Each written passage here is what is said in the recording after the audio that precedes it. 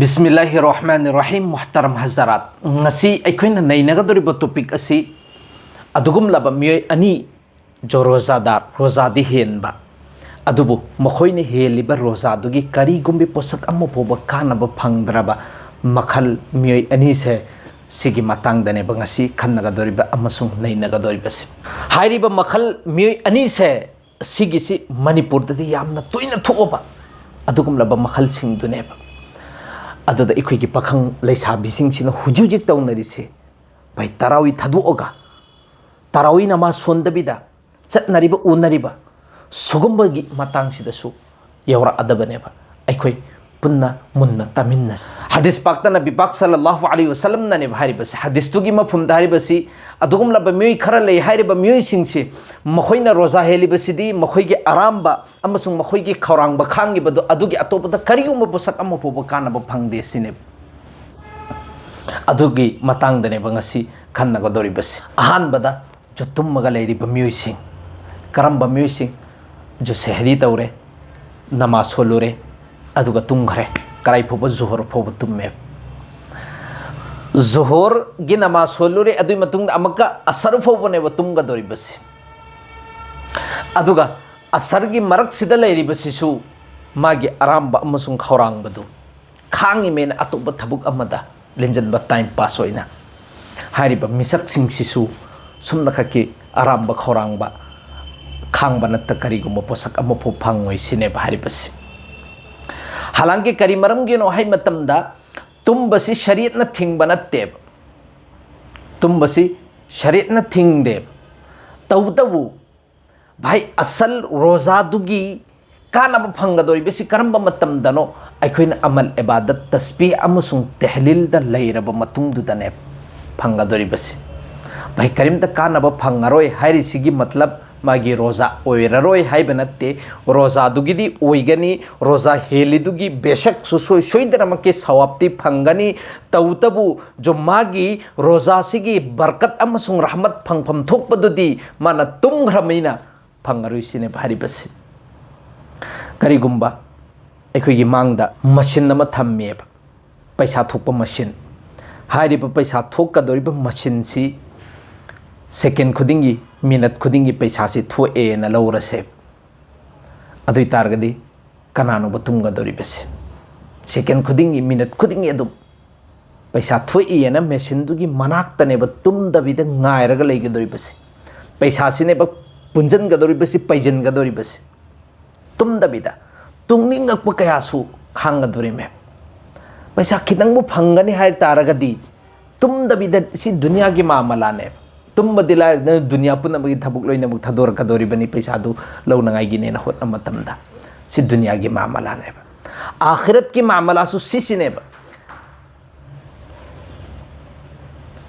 second खुदिंगी minute खुदिंगी नंगी नामाय अमाल सिदा नंगना तौरिबा अमल दुगी मतुंग इन्ना दरजात सि कागदोरिबने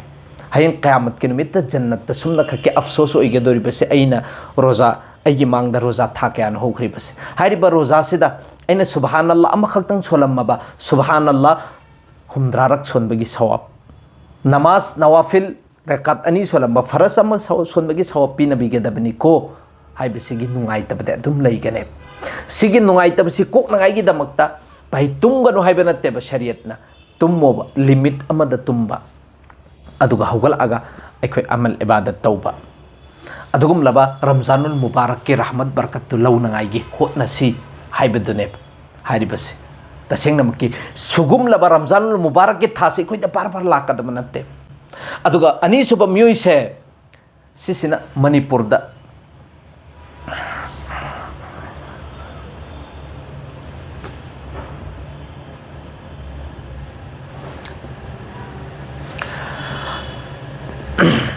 अनीसुब मखल की मियोइसी अदुगुमलब मियोइ रोजादी हेनबा अदुगा नमाज थदोकपा नमाज न सोंदबा नमाज सोलगसु कजा ओइना सोनबा रोजादी हेनबा फोन की जरिया दगी गुनाह तौबा रोजादी हेनबा नुपी के वरी सानबसु लेप्तबा रोजादी हेनबा हराम की थबुक तौबसु लेप्तेबा रोजादी हेनबा मचिन थीबसु लेप्तेबा रोजादी हेनबा चेरोन चिनखा चतबसु लेप्तेबा वथी गांगबसु लेप्तेबा भाई अदुगुम लबा अल्लाह अमसुंग रसूलना यादबा थबुकसु मा अदुम तौरी हारिबा मियोइसिसु मागे आराम खौरांग बदो अदु खक नत्तना करीगुम पोसक अमा फोब कानब फंगदे सिनबीनने हारिबसे रोजा हेलो हारिबसी आइगे चिन्सु हेलो हारिमे रोजा आइगे नातोनसिसु रोजा हेलो हारिमे आइगे नाकोंसिसु रोजा हेलो हारिमे खुदसु अदगी खोंसु हर चीज रोजा hello हारिबने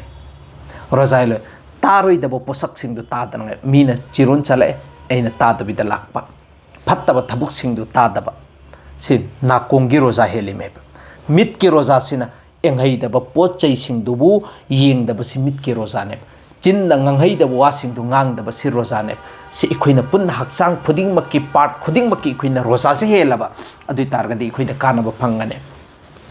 si ikhoi manipur gi lairiba pakhang masa singchi tasengna makki oina sidadi yamna mangaba ne hujik tawri basi nupi su nupa su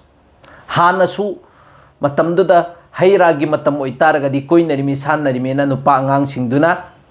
नमासुन बने तारावी बने चत नखरे सोमदन कोई नुपा कोई नुपी सिंधु हई चानरी मेना मतमदुदा इखोई मथक की सिंधु सि तौनरमे तारावी की मतम सिदा हई चानब चतलगा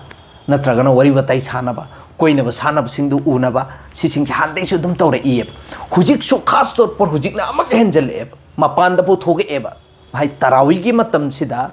अखोइना गाड़ी दसु तोंगदबा कोई नरिमी सान नरिमी अदुम थोकपा चटपा लंबी सोरक्ता अहिंगदसु नुंगदांगदसु लंबी सोरक्तबु उनबगी थबुकसेबु सासन की थबुकी नत्राबा भाई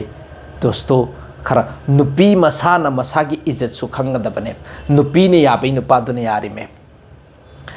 अदुना सिगी मतांग सिदा